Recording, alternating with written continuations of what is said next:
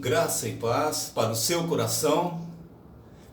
Que bom que mais uma vez você está aqui conosco para juntos olharmos e buscarmos a palavra de Deus.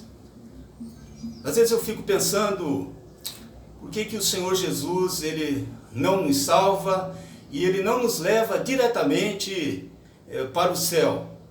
Ele não faz isso, eu creio, porque um dos propósitos que ele tem para a nossa vida é que nós estejamos proclamando o Evangelho.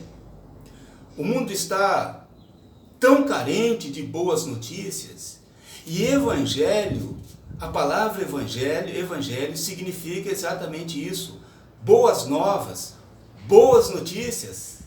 Quem de nós não gostaria de ouvir neste momento que a vacina contra a Covid-19 já está sendo aplicada em todas as pessoas no planeta? Quão boa seria essa notícia? Evangelho é boa notícia, boas novas. E essa é a razão, então, do Senhor Jesus nos salvar e permitir que ainda nós continuemos neste mundo. E um verso da palavra de Deus que eu creio que serve de modelo para esse desafio que nós temos como cristãos de proclamarmos o Evangelho. Esse texto está na primeira carta que Paulo escreveu aos Tessalonicenses, no capítulo 1, no verso 5.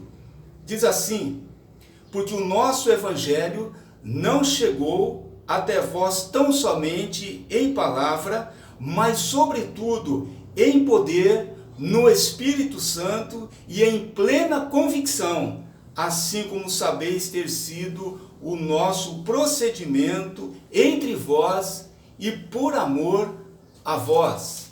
Esse verso, então, ele se constitui num grande modelo para a igreja na proclamação do Evangelho. É muito importante também frisar qual é o conteúdo desse Evangelho. Quando Paulo, com a sua equipe, desembarca lá em Tessalônica na sua viagem missionária, na sua segunda viagem missionária, o que Paulo prega? Lá no capítulo 17, que é o relato do nascimento da Igreja de Cristo lá em Tessalônica, nós temos a definição de Evangelho.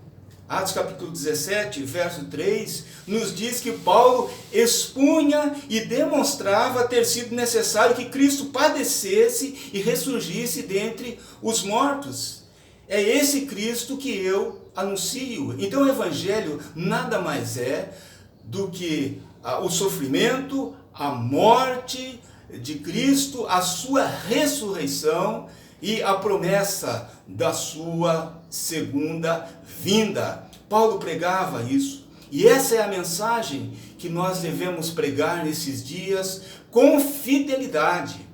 Me lembro de uma frase do pastor Ivênio dos Santos, que pregou já há muito tempo. Ele nos disse que Deus não nos chama para o sucesso, Deus nos chama para a fidelidade. E a igreja precisa ser fiel na propagação do Evangelho, tanto no cumprimento desta ordem, como na apresentação do verdadeiro conteúdo do Evangelho. Entrando agora no verso 5, que eu acabei de ler para você, do capítulo 1 da carta aos Tessalonicenses, nós temos aqui então um modelo de proclamação do Evangelho. O primeiro ponto que eu friso aqui é que o Evangelho ele precisa ser pregado no poder do Espírito Santo. A proclamação do Evangelho, ela é uma obra sobrenatural. Somente Deus pode operar a conversão no coração de uma pessoa. E uma obra sobrenatural requer um poder sobrenatural. E esse poder está à disposição da igreja, que é o poder do Espírito Santo.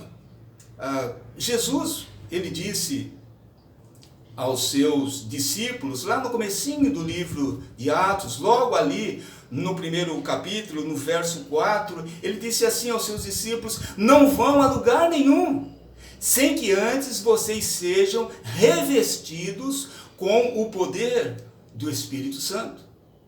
Ele dirá também em Atos capítulo 1, verso 8, mas recebereis poder ao descer sobre vós o Espírito Santo, e sereis minhas testemunhas. Então a igreja, ela precisa do poder, ela precisa da plenitude do Espírito Santo. Por que isso é importante? Porque o Senhor Jesus já havia adiantado aos seus discípulos no capítulo, lá no Evangelho de João, no capítulo 16, no verso 8, dizendo acerca do Espírito Santo: ele convencerá o homem do pecado. É o Espírito Santo que convence o homem do pecado. Ele convencerá o homem do pecado, da justiça e do juízo. É uma obra do Espírito Santo, somos instrumentos, mas só o Espírito Santo pode fazer a obra do convencimento do pecado, de que Deus estava em Cristo, justificando o pecador, e acerca do juízo que virá sobre aquele que não acertar a sua vida com Deus, aceitando Jesus como seu único e suficiente Salvador. Quem não receber Jesus aqui nesta vida como Salvador, terá que encará-lo lá na frente, na eternidade, como juiz. Então esse é o desafio de pregarmos o Evangelho no poder do Espírito Santo. Dr. Jaime Kemp, ele conta uma história acerca de uma esposa que amava muito o Senhor Jesus, amava muito seu marido também e queria vê-lo convertido. E um dia ela estava preparando o almoço e o prato estava na mesa e ela abriu a Bíblia e colocou a Bíblia aberta em cima do prato e chamou o seu marido: bem, o almoço está pronto. Ele veio e olhou aquela Bíblia em cima do prato e jogou a Bíblia longe e disse: nunca mais me fale do seu Deus. A obra da conversão é uma obra que é operada pelo Espírito Santo. E nós nos colocamos à disposição do Senhor para que Ele nos use. E no final eu falo um pouquinho mais sobre como Deus quer nos usar na vida das pessoas nesse sentido. Então, a obra da proclamação do Evangelho, ela é efetuada baseada no poder do Espírito Santo. O segundo aspecto, na proclamação do Evangelho, Paulo, ele vai nos dizer que o Evangelho chegou aos Tessalonicenses em plena convicção. O Evangelho, ele precisa ser proclamado com convicção. Paulo dizia: eu não me envergonho do Evangelho, porque é o poder de Deus para a salvação, para a libertação de todo aquele que crê. Há um exemplo no Antigo Testamento de grande ousadia, de grande convicção, que é daquela menina que, quando o exército da Síria invadiu Israel, levou essa menina cativa lá para a Síria. Muito bem, ela estava lá na Síria e o seu senhor contraiu lepra e não havia o que fazer. E aquela menina aproximou-se da sua senhora e disse: se o meu senhor Naamã estivesse lá em Israel, lá há um homem de Deus, e esse homem de Deus iria orar por Naamã, pelo meu senhor, e ele seria curado. Que grande ousadia foi o que Naamã fez. E nós conhecemos a história, e o Senhor o curou, e o Senhor o salvou. O Evangelho, ele precisa ser proclamado com convicção. Há uma tribo lá em Roraima, chamado Uai-Uai. Quando os missionários, há dezenas de anos, chegaram lá nesta tribo, eles descobriram que essa tribo não comia carne de porco do mato. Eles acreditavam que havia um espírito mau naquele animal, então eles não comiam. Mas os missionários, eles desafiaram aqueles índios. Um missionário chegou ao cacique, ao pajé, e disse: olha, eu desafio vocês a comerem essa carne de porco, porque o Espírito de Jesus Cristo é maior do que qualquer outro espírito. E eles ouviram e aceitaram aquele desafio com uma condição: nós vamos comer essa carne, o nosso povo vai comer essa carne, mas se alguma coisa acontecer conosco, vocês vão perder as suas vidas. Então aqueles índios comeram aquela carne, passou 1 dia, 2, 3 dias e nada lhes aconteceu. E os missionários falaram de Jesus, pregaram de Jesus, falaram acerca do Evangelho e praticamente toda aquela tribo se converteu. Em 81 eu conheci essa tribo.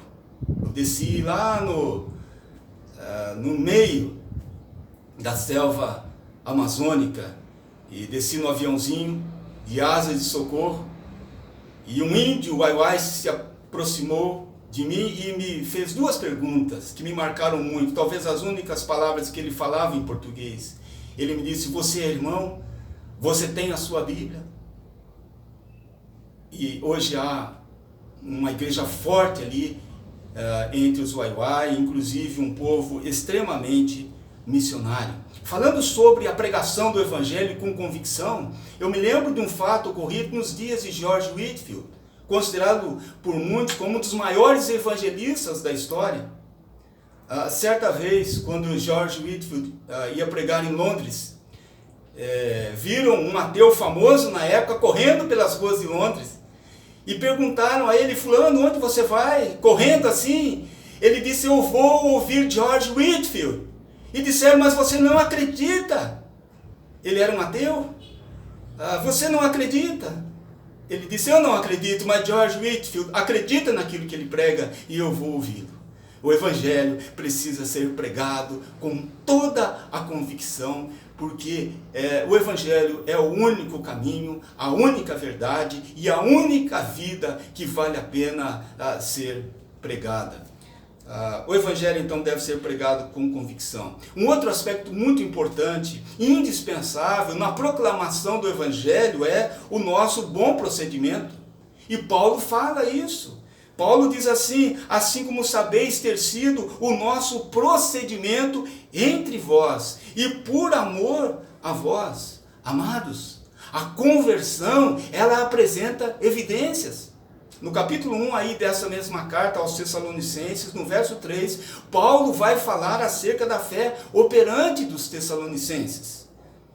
E Jesus também enfatizou isso, dizendo aos seus discípulos: assim brilhe a vossa luz diante dos homens, para que eles vejam as vossas obras e glorifiquem ao vosso Pai que está nos céus. Jesus não disse assim: brilhe a vossa luz para que eles ouçam as suas palavras. Não, para que eles vejam. O mundo está carente. O mundo precisa ver vidas transformadas. Aquele povo de Tessalônica apresentava uma fé operante. Certa vez um crente se aproximou do seu pastor e disse: pastor, o senhor tem um bom livro, eu quero dar para algumas pessoas, um livro que fala sobre o Evangelho, eu quero evangelizar. Imediatamente aquele pastor abriu a palavra de Deus na 2ª carta de Paulo aos Coríntios, no capítulo 3, no verso 2, e leu para aquele homem, dizendo: vós sois a nossa carta escrita, conhecida e lida por todos os homens. Nenhum livro neste mundo, nem que seja o melhor livro sobre o assunto, vai substituir a nossa vida, o nosso comportamento, o nosso procedimento entre aqueles que ainda não foram salvos pelo Senhor Jesus. Pedro, aconselhando esposas cujos maridos ainda não eram salvos, ele vai dizer lá na sua carta, dizendo assim: ganhe seu marido sem palavra alguma, por meio do seu procedimento. Essa é a forma. Ganhe o seu marido, ganhe as pessoas à sua volta, através do seu procedimento. A palavra de Deus fala que os Tessalonicenses, eles tinham uma fé operante, eles tinham um amor abnegado, Eles ganhavam o direito de ser ouvido através da demonstração de amor para com as pessoas. Muito bem. Falando sobre procedimento, um missionário trabalhou 30 anos numa tribo, não viu praticamente nenhum resultado do seu trabalho, e aí chegou então o momento dele deixar aquela tribo, veio um outro missionário para substituí-lo. E aquele novo missionário, recém-chegado ao campo, ele começou a pregar o evangelho ali. E um índio interrompeu o ensino sobre Jesus e disse: o senhor está falando aí sobre esse homem? Esse homem passou aqui entre nós. Ele viveu aqui entre nós por 30 anos. Aquele missionário viveu Cristo de uma tal maneira naquela tribo que ele foi confundido com uma pessoa de Jesus. E depois disso houve conversões naquela tribo. Vejam quão grande é a necessidade de nós termos um bom procedimento entre as pessoas que ainda não foram salvas. Amados, certa vez um grupo de missionários foi visitar Gandhi, Mahatma Gandhi, um grande líder indiano. E chegaram, Gandhi, muito educado, ouviu os missionários e depois de ouvi-los disse: eu creio no vosso Cristo, eu não creio no vosso cristianismo. Isso é um alerta para nós. Como nós temos vivido o cristianismo? Alguém disse muito sabiamente: viva pregando e pregue vivendo. Vamos nos lembrar que o Evangelho, ele precisa ser pregado no poder do Espírito Santo, com toda a convicção e tendo nós um bom procedimento. Eu quero orar neste momento. Deus e Pai, neste momento, eu quero te pedir no nome de Jesus que, se esta pessoa ainda não confiou em Cristo para a sua salvação, se ela está confiando numa tradição apenas, ou ainda ela não conhece o teu Evangelho, eu te peço no nome de Jesus que o teu Espírito Santo convença essa pessoa da necessidade de acertar a sua vida com o Senhor. Pai, abençoa a tua igreja, abençoa, Senhor, aqueles que já foram salvos, desafia-nos, ó Pai, trazendo a nós o entendimento de que o Senhor ainda não nos levou para o céu, porque o Senhor tem uma missão para nós. Ajuda-nos, ó Pai, a pregarmos o Teu Evangelho. Abre a nossa boca, Senhor, para proclamarmos nestes dias de pandemia o Teu Evangelho, no poder, na dependência do Teu Espírito Santo. Enche-nos, ó Deus, com o Teu Espírito Santo, Senhor, que nós não tenhamos mais o Teu Espírito, mas que o Teu Espírito tenha mais de nós, mais o controle da nossa vida. Ajuda-nos, Senhor, a proclamarmos o Teu Evangelho com convicção e também que a nossa luz possa brilhar diante daqueles que não Te conhecem e assim também eles possam Te glorificar em nome de Jesus. Amém. Deus te abençoe. Um forte abraço. Amém.